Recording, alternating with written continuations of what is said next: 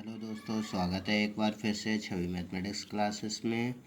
हम लोग अब दीर्घवृत्त का अगला वीडियो लेके आए हैं। तो इस वीडियो में हम लोग देखेंगे कि जो हमारा दीर्घाक्ष है और लघुअक्ष है और केंद्र से नाभि तक की दूरी जो है उनमें संबंध क्या होता है। ठीक है, एक संबंध बनाने की कोशिश करेंगे जो आगे हमें बहुत ही ज़्यादा उपयोग में आने वाला है। तो इसके लिए देख लेते हैं। तो सबसे पहले मैं पीछे का प्रीव्यू करना चाहूँगा कि हम लोगों ने ये देखा था कि यहाँ पर दो फिक्स पॉइंट लिए।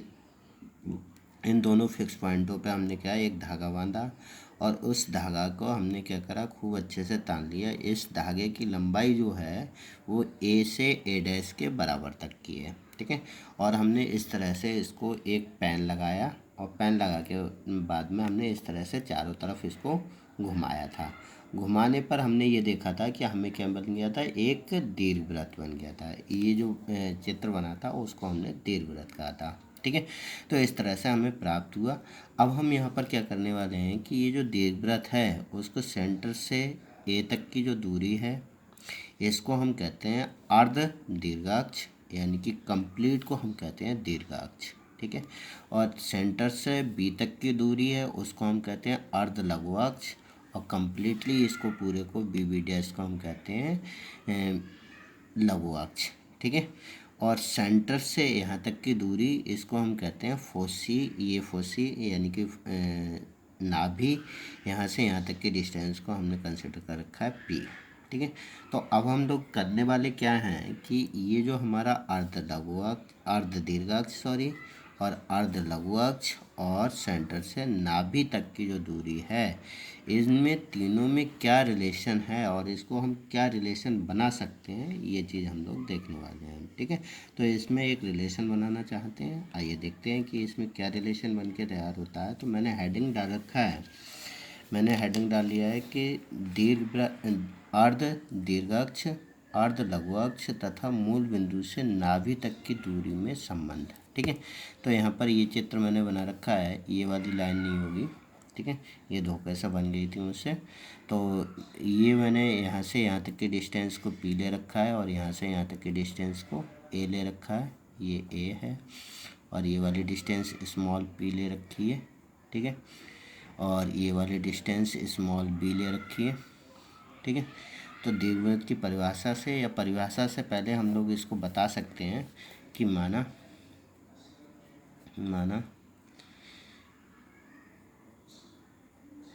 सी दीर्घवृत्त का केंद्र है तथा सी से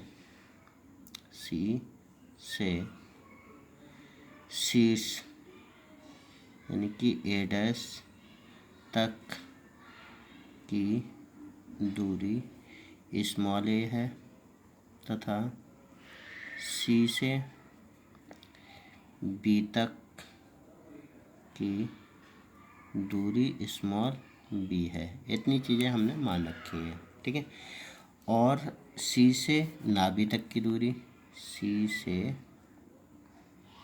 नाभि तक की दूरी जो है वो कितनी है, स्मॉल पी है। इतनी चीज़ें मान ली हैं हमने। ठीक है, और सी हमारा क्या है, सेंटर पॉइंट है। तब हमारा दीर्घवृत्त की परिभाषा क्या कहती है, दीर्घवृत्त की परिभाषा से। ठीक है, दीर्घवृत्त की परिभाषा क्या कहती है, जो हमने दीर्घवृत्त की परिभाषा में पिछली वाली डेफिनेशन देखी थी उससे। ठीक है, वो डेफिनेशन हमारी क्या कहती है कि दीर्घवृत्त पर कोई भी डिस्टेंस होगी उसका हमेशा, ये वाली जो डिस्टेंस है उसका सम हमेशा जो होगी कांस्टेंट रहेगा। कहीं पर भी ले लें हम, ये वाली लिए तब भी, यहाँ से ये लिए तब भी, यानी कि चित्र बनाया था उसके द्वारा अगर आप लोग समझेंगे तो अगर हम ये डिस्टेंस यानी कि जो धागा है वो लंबाई उतनी ही रहेगी, चाहे यहाँ पर ले लो, चाहे आप यहाँ पर ले लो, चाहे आप यहाँ पर ले लो, चाहे आप यहाँ पर ले लो, चाहे आप इस तरह से इस साइड में ले लोगे तब भी डिस्टेंस वही रहेगी। ठीक है, ये डेफिनेशन कहती है दीर्घवृत्त की, हम लोगों ने देखा था। तो अब इसी से मैं ये कह सकता हूँ कि दिस इम्प्लाइज दिस कि आपका जो बी एस और प्लस का बी एस डैश है वो बराबर होगा कितना, एस ए डैश प्लस का एस डैश ए डैश के। ठीक है, अब ये जो धागा है हमने कितनी लंबाई का लिया था कि ए डैश की लंबाई का लिया था, यानी कि यहाँ से यहाँ तक की लंबाई का लिया हुआ है। तो यानी कि ये जो डिस्टेंस है, यानी कि हमारा जो धागा की ये वाली डिस्टेंस है वो 2a के बराबर होगी, ये भी हम कर सकते हैं डायरेक्टली। ठीक है, तो बी एस हमारा क्या है, दो बिंदु के बीच की दूरी है। ठीक है, यानी कि 0,b और -p,0 के बीच की दूरी है। तो डिस्टेंस फार्मूले से मैं ये कह सकता हूँ 0 - b का होल स्क्वायर यानी कि p का स्क्वायर, और b - 0 का होल स्क्वायर यानी कि b का स्क्वायर। ठीक है, ऐसे ही इसकी बात कर सकता हूँ, तो ये कितना हो जाएगा, 0 - p का होल स्क्वायर, b - 0 का होल स्क्वायर, तो प्लस ये भी हमें कितना मिल जाएगा, p square plus b square. तो बी एस और ये हमें इतना मिल जाएगा। अब बात कर लेते हैं एस ए डैश की। एस ए डैश हमारा ये रहा, यहाँ से यहाँ तक की डिस्टेंस a है और यहाँ से यहाँ तक की डिस्टेंस p है, तो ये कितना हो जाएगा, p प्लस a। ठीक है, और दूसरा एस डैश ए डैश, एस डैश ए डैश ये रहा, तो यहाँ से यहाँ तक की डिस्टेंस a है और ये वाली p है, तो a में से p को घटा दें यानी कि a माइनस p, ये वाली बच जाएगी। ठीक है, तो अब हम इसको कह सकते हैं 2 √p स्क्वायर प्लस का b स्क्वायर, तो इक्वल्स टू कितना हो जाएगा, p प्लस a और प्लस a माइनस का p। तो इस वाले p से p कैंसिल आउट हो जाएगा, डेट इज आपका 2 √p square plus b square बराबर कितना हो जाएगा, 2a स्क्वायर। 2 से 2 कैंसिल आउट हो जाएगा, डेट इज आपका कितना हो जाएगा, सॉरी 2 से 2 कैंसिल आउट हो जाएगा, दोनों तरफ वर्ग करने